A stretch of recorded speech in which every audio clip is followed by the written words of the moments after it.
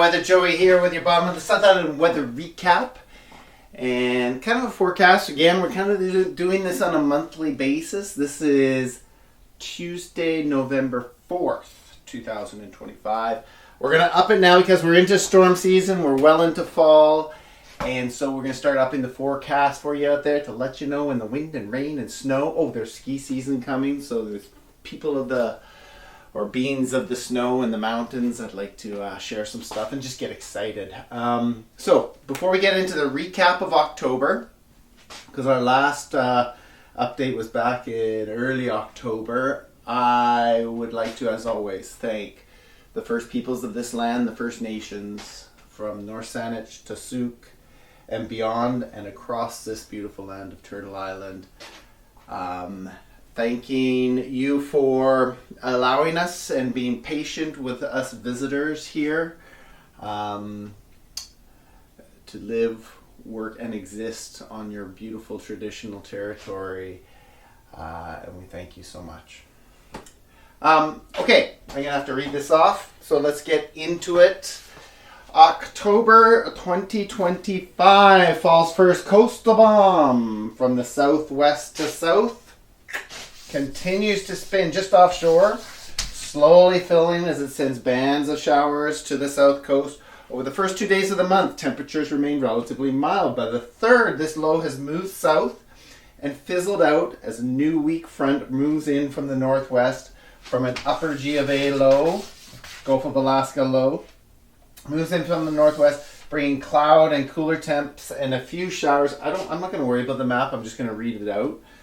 Cooler temps and a few showers here and there on the 3rd, which linger overnight into the 4th for the valley, up the Fraser Valley. Meanwhile, new ridging is building up into the Gulf of Alaska strongly, pushing flow from the north, clearing skies out for the 4th and the 5th and on through the 6th as this ridge moves over the coast and weakens. This is a great little stretch of mild fall weather, beautiful colors out there. But not warm enough for summer days because the source of the high pressure is up from the Gulf of Alaska. Yes, maybe if it was from down here moving up, we might get some summer days, but it's early in October, so very unusual. Very few summer days in October, except for last year. I think there was 11, which was ridiculous. Mild stretch, not warm enough. By the 6th, new low pressure has entered the upper Gulf of Alaska, sending a weak front across the coast on the 7th as this low trough dives down the coast. This trough low lingers around the Pacific Northwest on the 8th and 9th, bringing a mix of sun and cloud, then cloud and showers in from the south to southeast. By the 10th, this upper low has moved over the Pacific Northwest and the south coast with heavier rain that carries into the 11th as this low moves on to the east, and a new northwest flow kicks in. Temperatures have slowly been cooling during this period, and cooler and a bit more of this northwest marine flow. Skies remain mostly cloudy on the 12th as this low flow brings a weak upper low that quickly moves on down the U.S. Coast, leaving us clear and sunny for the 13th under a northerly flow as new Gulf of Alaska high pressure moves onto the BC coast. Boom! This marks a bit of a change.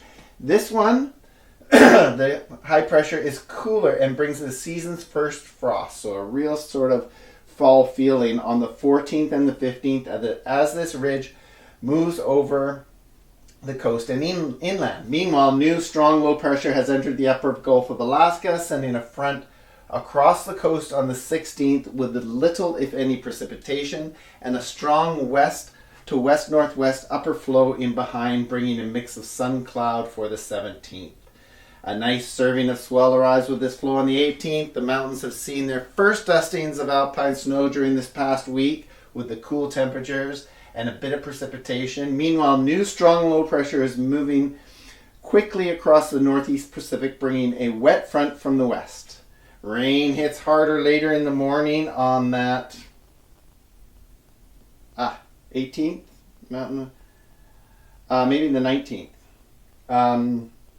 In the morning, falling all day of the 18th and into the night. This low scoots across the coast overnight and eastward with a strong push of onshore flow for the 19th, and rain eases in AM and skies clear through the day with a surface ridge building in briefly from the west-northwest. Briefly because, in the meantime, strong low pressure has moved under the Aleutians and into the upper Gulf of Alaska, sending a front onto the BC coast early on the 20th, crossing the south coast from the west with just cloud and a sprinkle. Surface high pressure has weakened this front and holds for the 24th first with a mix of sun cloud under a westerly flow after the front moves through.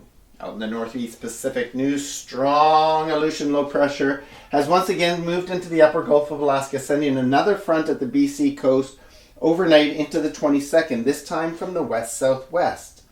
This one crosses the south coast with a bit more cloud and rain than that last one, and this is on the 22nd.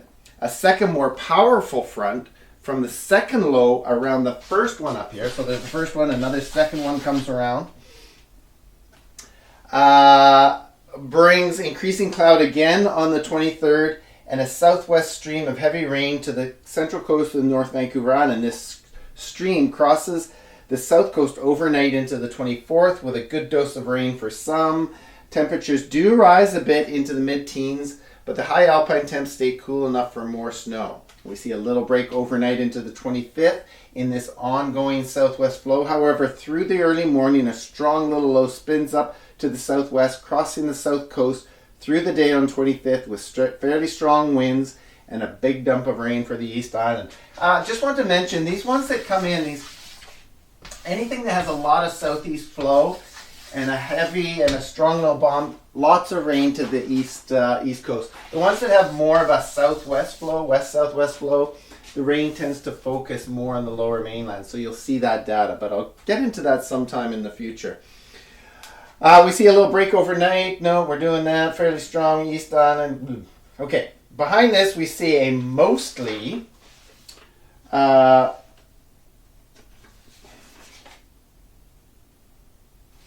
drier weather for the 20th with a west-southwest flow in behind, bringing a weak ridge of high pressure, surface high pressure. This little ridge holds for the 27th with a nice mix of sun cloud in the light west flow, clouds in the hills. Meanwhile, a strong low pressure bomb spins up again to the west-southwest, tracking towards Haida Gwaii through the day of the 28th. Rain hits by the morning for most of the south coast, falling quite steadily all day. Winds not too bad. By the 29th, this low has moved inland, and we see a nice strong ridge of high pressure build in from the west-southwest with a nice mix of sun cloud that carries into the 30th with just high cloud drifting across from the west. Meanwhile, very strong low pressure has spun up into the Gulf of Alaska from well south of the Aleutians. This sends a strong front onto the BC coast with plenty of rain all day of the 31st. Luckily, it eases by the evening for trick-or-treating time. This large area of of low pressure in the Gulf of Alaska continues to draw moisture up from the southwest, bringing a wet start to November, a mini atmospheric river. And that's where we find ourselves this past weekend. So, all in all, October turned out to be very average as far as precipitation and as far as temperatures, if you notice, especially after a warm August and September. And where do we go from here? Well, this next week, all this stormy weather has been bringing snow to the Alpine, not to the upper parts of, I guess I would say above like 5,000 feet, 4,000 to 5,000 feet.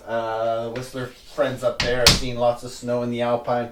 So right now, that weekend, let's see, the first was that heavy rain that left over from that southwest flow, a little bit of atmospheric river. That brushed down the coast. That front moved down the coast. We saw a little nice dry pit with surface high pressure building in from the west-southwest for the Sunday the 2nd and yesterday, Monday the 3rd. Now, we got a series of storms coming. We got one coming in, again from the southwest. Still cool enough for snow in the Alpine. So snow up there, my friends. But heavy winds, heavy rains overnight tonight, which is the 4th. Tonight's the 3rd. 4th. Into the 4th and the 5th. That's tomorrow, Wednesday. That'll be followed by another storm spinning up close in behind for the Thursday, which is the 6th. By Friday, these storms will have moved through. We have a little bit of, actually, you know what? A pretty high strong pressure building in on Friday up from the southwest. Now, this should bring nicer weather. We may see some temperature inversion kind of fog stuff going on. Warmer temperatures aloft, but dry enough because this is going to steer the storm activity over here up towards the North Island and Haida Gwaii for the Saturday and Sunday, the 8th and the 9th, I think it is. 5th, 4th, 5th, 6th, 7th, I don't know. Days ahead. Maybe 4 or 5 days ahead. Keeping us dry on the south coast. Eventually this frontal line, this is a bit of an atmospheric river sort of thing. Anyway, a lot of moisture heading up there and fairly warm coming from the south, so it should carry some moisture. This looks like it'll eventually cross over the coast next week, and that's the one that could bring some mild rain to the upper alpine regions and cause a little bit of a hit on the snowpack. Looking forward to taking my nephew up snowboarding. Getting into that again, just laying out nice carved. Anyway, to my friends in the future, I hope you're doing well out there. To my friends around here and anyone who happens to be listening in, love goes out from here. This is my gift to you, albeit just a little one. And as always, may the forecast be with you.